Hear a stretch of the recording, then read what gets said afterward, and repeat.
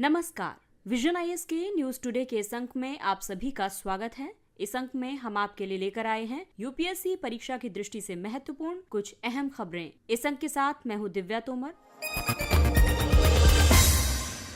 आइए सबसे पहले बात करते हैं इस अंक की खास खबरों के बारे में। विदेश मंत्रालय ने सामूहिक विनाश के हथियारों के वित्त पोषण पर प्रतिबंध लगाने के लिए लोकसभा में एक विधेयक पेश किया। सुप्रीम कोर्ट ने केंद्र सरकार से प्रत्येक राज्य में राष्ट्रीय हरित अधिकरण की पीठ गठित करने पर विचार करने को कहा। संसद ने दिल्ली नगर निगम संशोधन विधेयक और चार्टर्ड अकाउंटेंट्स विधेयक पारित कर दिए हैं। सुप्रीम कोर्ट ने ग्रेट इंडियन बस्टर्ड के पर्यावास में बिजली के तारों पर अपडेट मांगा है। पंजाब और हरियाणा के बीच नदी जल और सतलुज यमुना लिंक नहर पर विवाद हुआ और जर्मनी ने रूस के हाइड्रा नामक डार्क नेट मार्केट प्लेस के सर्वर को बंद कर दिया है।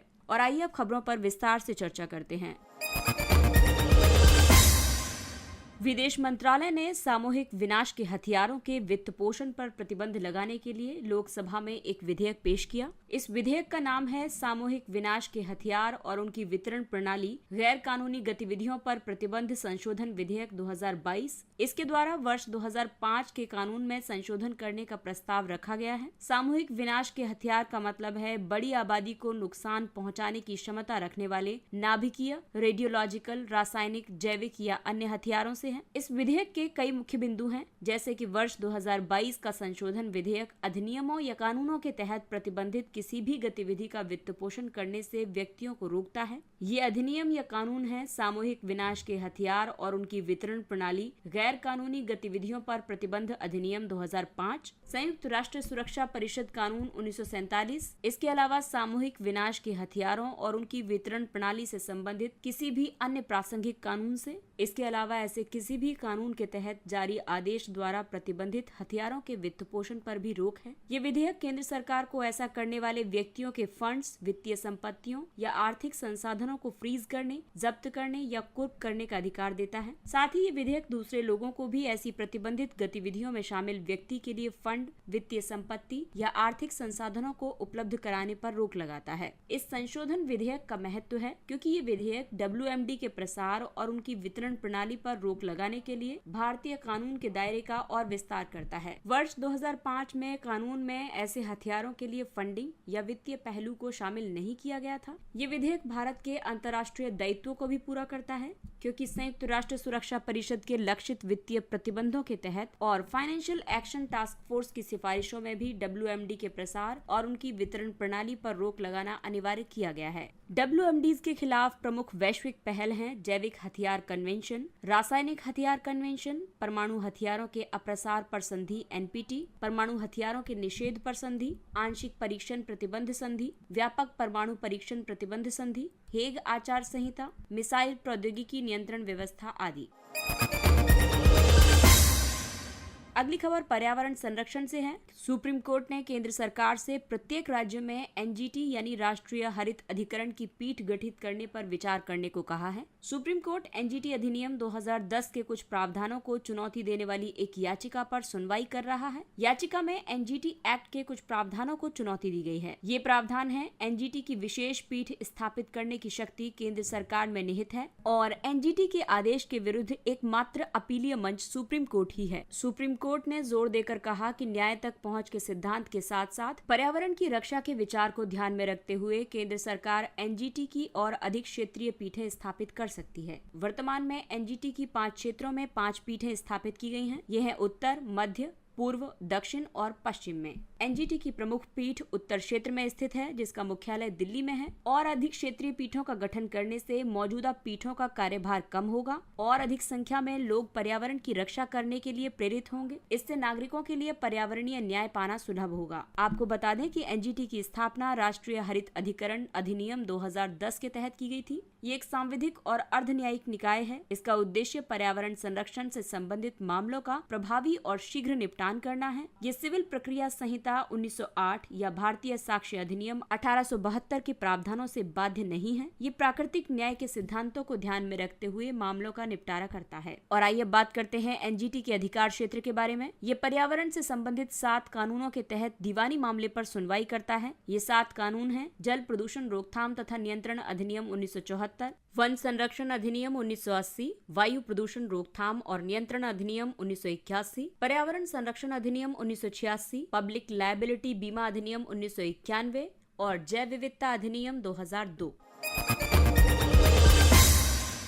संसद ने दिल्ली नगर निगम विधेयक और चार्टर्ड अकाउंटेंट्स विधेयक पारित कर दिए हैं। दिल्ली नगर निगम संशोधन विधेयक 2022 के जरिए दिल्ली के तीनों नगर निगमों, जिसमें कि दक्षिणी, उत्तरी और पूर्वी नगर निगम शामिल है, इनको एकीकृत कर दिया गया है। इस विधेयक के माध्यम से दिल्ली नगर निगम अधिनियम 1957 में संशोधन किया गया है। इससे पहले वर्ष 2011 में दिल्ली नगर निगम अधिनियम 1957 में संशोधन करके दिल्ली नगर निगम को 3 भागों में विभाजित किया गया था। इसके तहत नगर निगम को दक्षिणी, उत्तरी और पूर्वी नगर निगम में बांटा गया था। वर्तमान विधेयक के पास होने से ये विभाजन रद्द हो गया है। वर्ष 2022 के संशोधन विधेयक में शामिल मुख्य प्रावधानों पर नजर डालें तो एनसीडी में सीटों की अधिकतम संख्या 250 होगी। एकीकृत दिल्ली नगर निगम की पहली बैठक होने तक केंद्र सरकार एक विशेष अधिकारी की नियुक्ति करेगी। सरकार शब्द को केंद्र सरकार से प्रतिस्थापित किया गया है। नागरिकों के लिए अनिवार्य ई गवर्नेंस सिस्टम का प्रावधान किया गया है। अनुच्छेद 239 ए के तहत संसद को किसी भी मामले पर कानून बनाने का अधिकार है। इसमें ऐसे विषय भी शामिल हैं जिन पर दिल्ली विधानसभा कानून बना सकती है।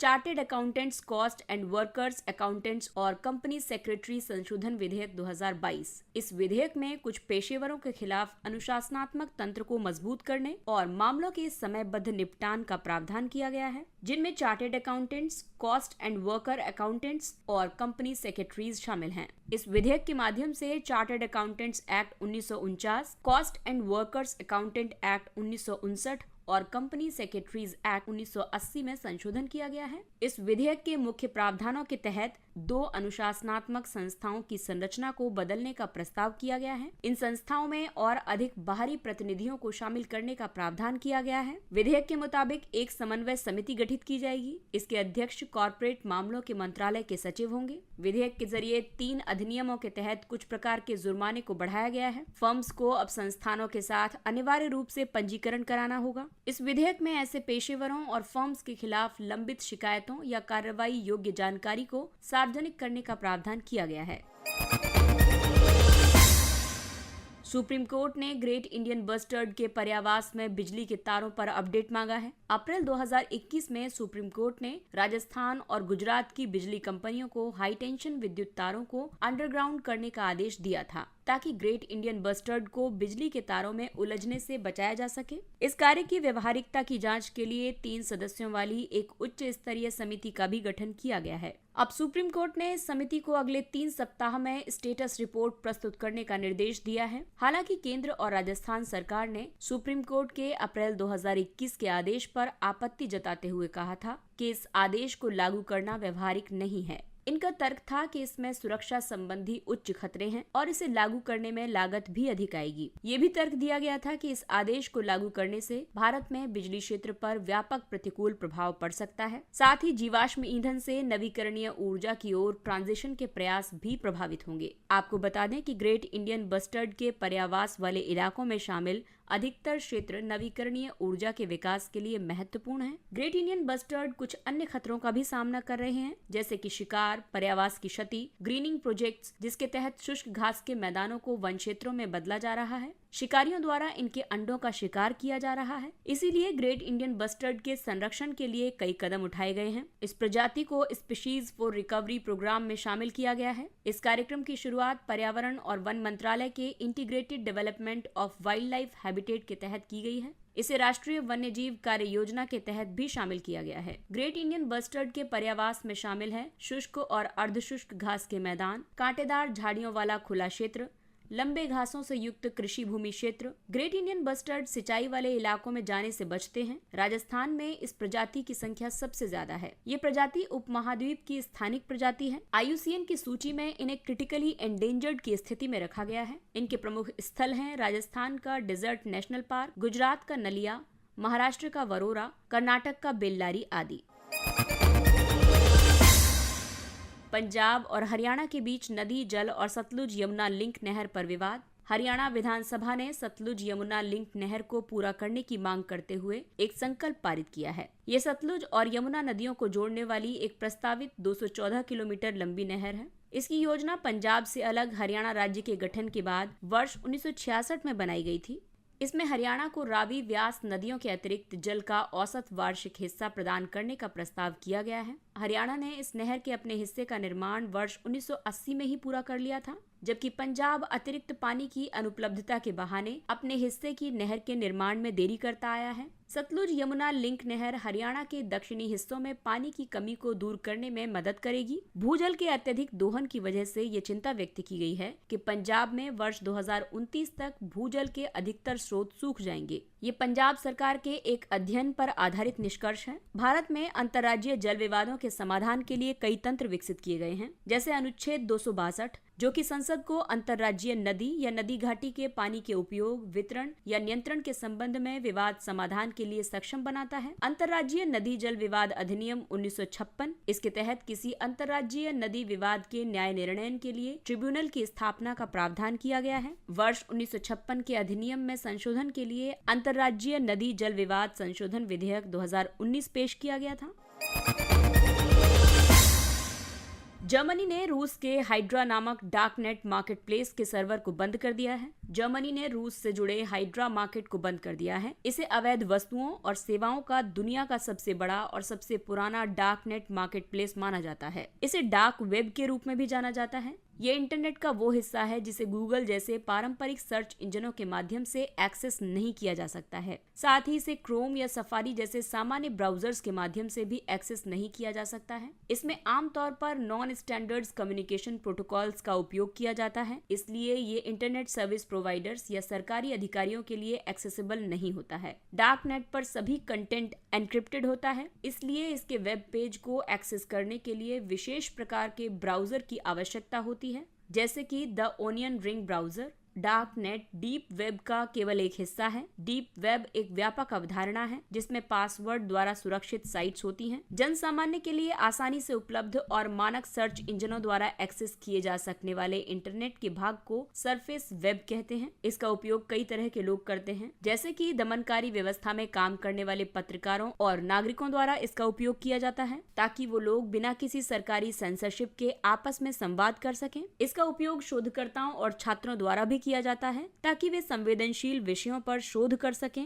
और कानून प्रवर्तन एजेंसियों द्वारा भी इसका उपयोग किया जाता है। हालांकि डार्क नेट से जुड़ी कई चिंताएं हैं, जैसे कि डार्क नेट गुमनाम या अज्ञात बने रहने का विकल्प प्रदान करता है। यह अवैध गतिविधियों के लिए सुरक्षित आश्रय है। इसमें निजता और नैतिकता संबंधी चिंताएं भी शामिल हैं। इसके माध्यम से नशीली दवाओं का कारोबार भी होता है। इसका उपयोग आतंकवादियों द्वारा संचार के माध्यम के रूप में किया जाता है। डीप वेब की बात करें तो इसे सरफेस वेब क्रॉलर एक्सेस नहीं कर सकते हैं। इसमें मेडिकल रिकॉर्ड, कानूनी दस्तावेज, वैज्ञानिक रिपोर्ट, सब्सक्रिप्शन जानकारी और प्रतिस्पर्धी वेबसाइट्स होती हैं। इसके अलावा एकेडमिक जानकारी, बहुभाषी डेटाबेस, वित्तीय रिकॉर्ड, सरकारी संसाधन और संगठन विशिष्ट रिपोजिटरी होती है। जबकि डार्क वेब केवल TOR जैसे कुछ ब्राउजर्स के माध्यम से एक्सेस किया जा सकता है। डीप वेब प्रौद्योगिकियों की डार्क वेब में शून्य भागीदारी होती है। TOR में एनक्रिप्टेड साइट्स होती हैं। ये नशीले पदार्थों की तस्करी, प्राइवेट कम्युनिकेशन, राजनीतिक विरोध और गैर कानूनी जानकारी उपलब्ध कराता है। और आइए बात करते हैं कुछ अन्य महत्वपूर्ण सुर्खियों की। सूचना प्रौद्योगिकी मध्यवर्ती दिशा निर्देश और डिजिटल मीडिया आचार संहिता नियम 2021। सूचना और प्रसारण मंत्रालय ने IT नियम 2021 के तहत 22 YouTube चैनल्स को ब्लॉक कर दिया है। इन नियमों को इलेक्ट्रॉनिक्स और सूचना प्रौद्योगिकी मंत्रालय द्वारा अधिसूचित किया गया है। ये नियम सूचना और प्रसारण मंत्रालय के सचिव को सूचना प्रौद्योगिकी कानून 2000 की धारा 69A के तहत सूचना तक सार्वजनिक पहुंच को बाधित करने के लिए निर्देश जारी करने का अधिकार देते हैं। ऐसे निर्देशों को कुछ प्रमुख आधारों पर जारी किया जा सकता है, जैसे कि भारत की संप्रभुता और अखंडता के हित में, भारत की रक्षा और राज्य की सुरक्षा के हित में, विदेशी राष्ट्रों के साथ मैत्रीपूर्ण संबंध बनाए रखने या लोक व्यवस्था के हित में। इन निर्देशों का पालन करने में विफल रहने वाले मध्यवर्तियों को 7 वर्ष तक की सजा और जुर्माना दोनों से दंडित किया जा सकता है।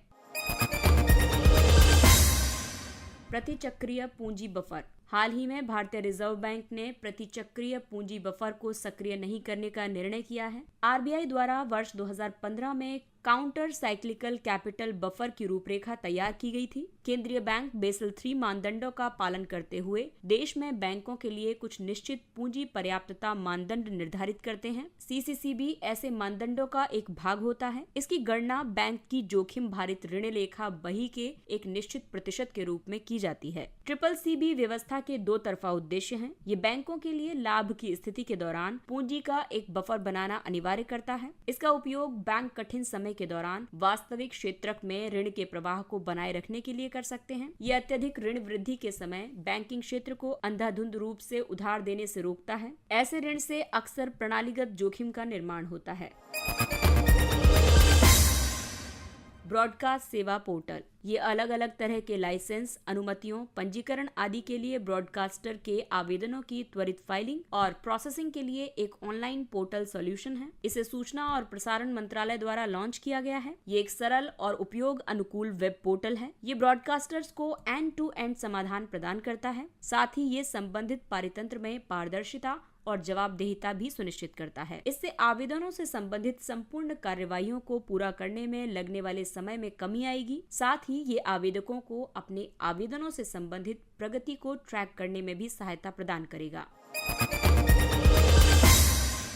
प्रकृति केंद्रीय पर्यावरण, वन और जलवायु परिवर्तन मंत्री ने प्रकृति नाम से एक शुभंकर यानी मैस्कट लॉन्च किया है। इसे बेहतर पर्यावरण के लिए संधारणीय रूप से छोटे बदलावों को अपनाने के संबंध में जन सामान्य को जागरूक करने के लिए जारी किया गया है। इसके अलावा प्लास्टिक कचरा प्रबंधन के लिए भी पहल आरंभ की गई है, जिसमें शामिल है एकल उपयोग वाली प्लास्टिक के उन्मूलन और प्लास्टिक कचरा प्रबंधन पर राष्ट्रीय डैशबोर्ड। केंद्रीय प्रदूषण नियंत्रण बोर्ड ने प्लास्टिक पैकेजिंग के लिए विस्तारित उत्पादक उत्तरदायित्व पोर्टल का शुभारंभ किया है। ये EPR दायित्वों के प्रति जवाबदेही, ट्रेसेबिलिटी, पारदर्शिता में सुधार और रिपोर्टिंग अनुपालन को आसान बनाएगा। CPCB ने एकल उपयोग वाली प्लास्टिक से संबंधित शिकायतों के निवारण के लिए एक मोबाइल ऐप लॉन्च किया है। ये नागरिकों को अपने क्षेत्र में एकल उपयोग वाली प्लास्टिक की बिक्री या उपयोग या विनिर्माण पर नजर रखने और प्लास्टिक कचरे से निपटने में सक्षम बनाएगा। CPCB ने एकल उपयोग वाली प्लास्टिक के लिए एक निगरानी मॉड्यूल आरंभ किया है। प्लास्टिक कचरे से ग्राफीन का औद्योगिक उत्पादन होगा। गैनोडर्मा लूसिडम ये खाने योग्य औषधीय गुणों वाला एक मशरूम है। इसे चीन में लिंगजी और जापान में ऋषि के नाम से जाना जाता है। इसमें पाए जाने वाले रासायनिक तत्वों में कई औषधीय गुण होते हैं। गैनोडर्मा में 400 से अधिक रासायनिक तत्व होते हैं। इनमें triterpene, polysaccharide, nucleotide, alkaloid, steroid, amino अम्ल, फैटी एसिड और फिनॉल आदि शामिल हैं। इसमें इम्यूनिटी को मजबूत करने के साथ साथ एंटी इन्फ्लेमेटरी और एंटी एलर्जिक जैसे कई गुण भी पाए जाते हैं। सामान्य मशरूम के विपरीत ये केवल काष्ठ या काष्ठ आधारित सतह पर ही उगता है। और आइए बात करते हैं सुर्खियों में रहे व्यक्तित्व के बारे में। चार्ल्स डार्विन ब्रिटिश प्रकृतिवादी और जीव विज्ञानी चार्ल्स डार्विन को फादर ऑफ इवोल्यूशन के नाम से जाना जाता है। वर्ष 1831 में उन्होंने HMS बीगल नामक एक नाव पर दक्षिण अमेरिका की यात्रा शुरू की। इसके बाद उन्होंने ब्राजील, अर्जेंटीना, चिली और गैलापागोस द्वीप पर समय व्यतीत किया। गैलापागोस द्वीप इक्वाडोर में है। वर्ष 1859 में डार्विन की पुस्तक on the origin of species प्रकाशित हुई। इसमें उन्होंने प्राकृतिक चयन द्वारा विकास का सिद्धांत यानी theory of evolution by nature selection प्रस्तुत किया। कुछ इसी तरह का प्रतीत होने वाला सिद्धांत उसी समय अल्फ्रेड रसेल वालेस द्वारा भी दिया गया था। वर्ष 1871 में उन्होंने द डिसेंट ऑफ मैन नामक पुस्तक की रचना की। इसमें उन्होंने वानरों को मनुष्य का सामान्य पूर्वज बताया। उनके अध्ययन या रिसर्च ने नृविज्ञान, भूविज्ञान, मनोविज्ञान, इतिहास आदि सहित कई विषयों के विकास को प्रभावित किया।